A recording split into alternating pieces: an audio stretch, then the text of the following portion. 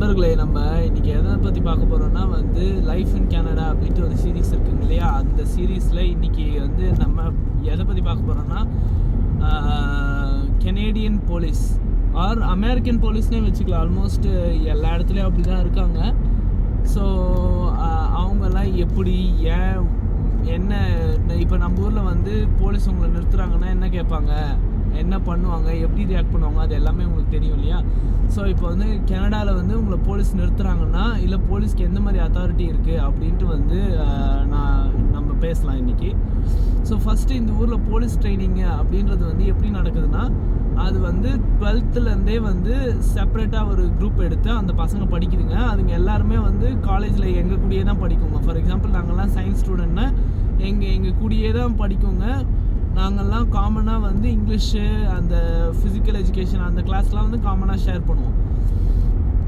So அது ஒரு 3 year program மாதிரி இருக்குது. அதுக்கப்புறமா வந்து 4 months ட்ரைனிங் பீரியட் மாதிரி போகிறாங்க. அதுக்கப்புறம் அஃபிஷியலாக வந்து மோர் ப்ராசஸ் இருக்கும். எனக்கு தெரியல, எனக்கு தெரிஞ்ச வரைக்கும் அவ்வளோதான். ஏன்னா நான் வந்து ஸ்கூலில் இருக்க போலீஸ் டெக் ஸ்டூடெண்ட்ஸ் கிட்ட வந்து பேசும்போது என்கிட்ட அவ்வளோதான் சொன்னாங்க.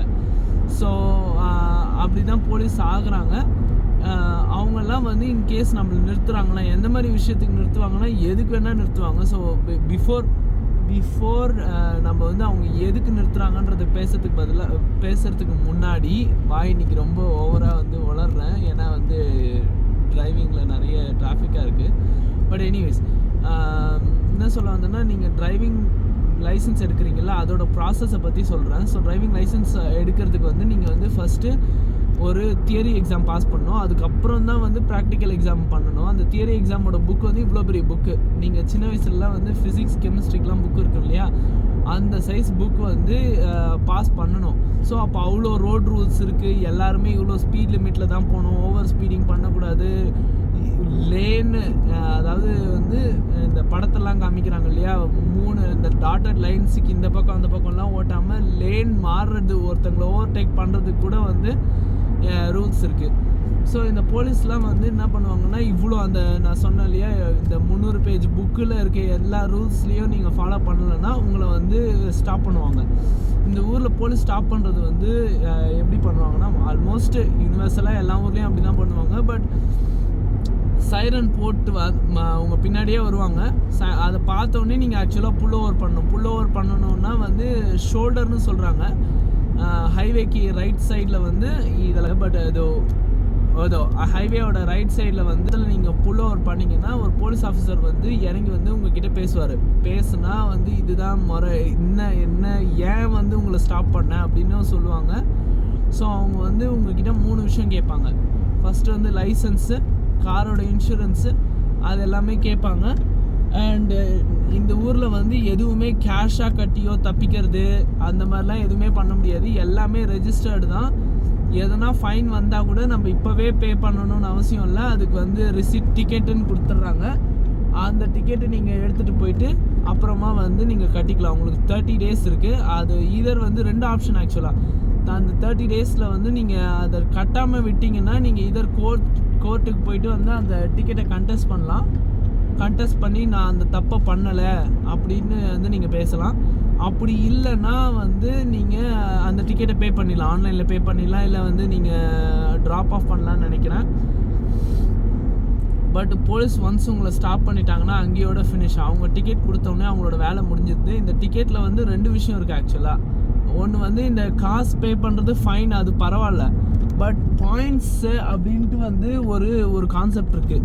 ஸோ உங்களுக்கு மொத்தமாக டிமெரிட் பாயிண்ட்ஸுன்ட்டு வந்து உங்கள் அக்கௌண்ட்டில் 15 தான் இருக்கும்னு வச்சுக்கோங்களேன். நீங்கள் வந்து இத்தனை பாயிண்ட்ஸ் வாங்கினீங்கன்னா அதுக்கு மேலே உங்கள் லைசன்ஸை சஸ்பெண்ட் பண்ணிவிடுவாங்க. சில கேஸில் வந்து லைசன்ஸ் சஸ்பெண்ட் ஆகிடுச்சின்னா, இன்கேஸ் நீங்கள் ட்ரைவ் பண்ணிகிட்ருக்கீங்க அண்ட் அவங்க அத்தனை பாயிண்ட்ஸ் போட்டு உங்கள் லைசன்ஸ் சஸ்பெண்ட் ஆகிடுச்சு அப்படின்னா என்ன பண்ணுவாங்கன்னா, நீங்கள் ஃபோன் பண்ணி உங்களுக்கு தெரிஞ்சவங்க வேறு யாருன்னா கூப்பிட்டு வந்து உங்களை பிக்கப் பண்ண சொல்லுவாங்க. ஏன்னா உங்களுக்கு வண்டி ஓட்டுற ரைட்ஸே ஆன் த ஸ்பாட்டில் வந்து போயிடுது இல்லையா. ஸோ அது ரொம்ப கொடுமையான சுச்சுவேஷன். இன்னொன்று என்ன பண்ணுவாங்கன்னா, வெஹிக்கிள் வந்து இம்பவுண்ட் பண்ணிவிடுவாங்க. அதாவது என்ன பண்ணுவாங்கன்னா, அவங்க எடுத்துகிட்டு போயிடுவாங்க, வெஹிக்கிள் சீஸ் பண்ணிடுறாங்க பேசிக்காக. ஸோ அந்த ரைட் கூட இருக்குது. போலீஸ் மோஸ்ட்லி நான் என்கவுண்டர் பண்ண வரைக்கும் வந்து நல்லா தான் இருந்தாங்க. பட் சில பேர் வந்து, நான் அந்த டேர்ம் யூஸ் பண்ணலாமான்னு தெரியல, பட் ரேசிசம் நான் மட்டும் ஒரே ஆள் சொல்கிறது கிடையாது. மீடியா ஃபுல்லாக இருக்குது. நீங்கள் யாரை கேட்டாலும் அவங்க எல்லாருமே அதுதான் சொல்கிறாங்க. அமெரிக்கன் போலீஸ், கெனடியன் போலீஸ் பற்றி அவ்வளோ பெருசாக வெளியே வர்றது கிடையாது. பட் வந்து நீங்கள் இதே ஒரு வெள்ளைக்காரனாக இருந்தால் உங்களுக்கு வேறு மாதிரி ட்ரீட்மெண்ட் இருக்கலாம். அதுவும் வந்து எல்லா போலீஸும் இப்படி இருக்காங்க அப்படின்னு நான் சொல்கிறது கிடையாது. பட் சில ஆட்களோட புத்தி அப்படி இருக்குதுன்னா வந்து அவங்களுக்கு அந்த அத்தாரிட்டி இருக்கு இல்லையா, இவனை வந்து மன்னிச்சு விட்டுறது, சைட்டேஷன் கொடுத்துட்டு விட்டுறது, இல்லைன்னா வந்து இவனை பிடிச்சி கண்டிப்பாக ஃபைன் பண்ணியே ஆகிறது, ரொம்ப சிவியராக இருக்கிறது, இல்லை ரஃப்பாக அவங்கக்கிட்ட பேசுறது. அவங்க வந்து நீங்கள் ஒன்றுமே கிடையாது. அவங்க சம்டைம்ஸ் என்ன பண்ணுவாங்கன்னா, இப்போ இங்கே மிரர் இருக்கு இல்லையா, விண்டோ இருக்கு இல்லையா, இங்கே வந்து உங்ககிட்ட பேசணுன்னா இங்கே வரைக்கும் வரமாட்டாங்க, அங்கேயே நின்றுட்டு பேசுவாங்க. பட் ஆனால் இதை வந்து நம்ம வந்து அவங்க ரேசிஸ்டாக இருக்காங்க, நம்மளை வந்து பேடாக ட்ரீட் பண்ணுறாங்கன்னு நம்மளால் வந்து அதை எஸ்கலேட்டே பண்ண முடியாது. ஏன்னா அவங்க என்ன சொல்லிடுவாங்கன்னா, சிம்பிளாக அது வந்து போலீஸோட சேஃப்டி ப்ரோட்டோக்காலு, கார் உள்ள உட்காந்துருக்கவங்க என்ன பண்ணுவாங்கன்னு தெரியாததுனால அவங்களோட சொந்த சேஃப்டிக்காக அவங்க அங்கே நிற்கிறாங்க அப்படின்ற மாதிரி ஜஸ்டிஃபை பண்ணிட்டு போயிட்டே இருப்பாங்க. அதே மாதிரி இந்த போலீஸ் பிடிக்கிறாங்கன்னு சொன்னது இல்லையா, இவங்க வந்து நிறைய டைம் வந்து எங்கே இருக்காங்கன்றதே யாருக்குமே தெரியாது.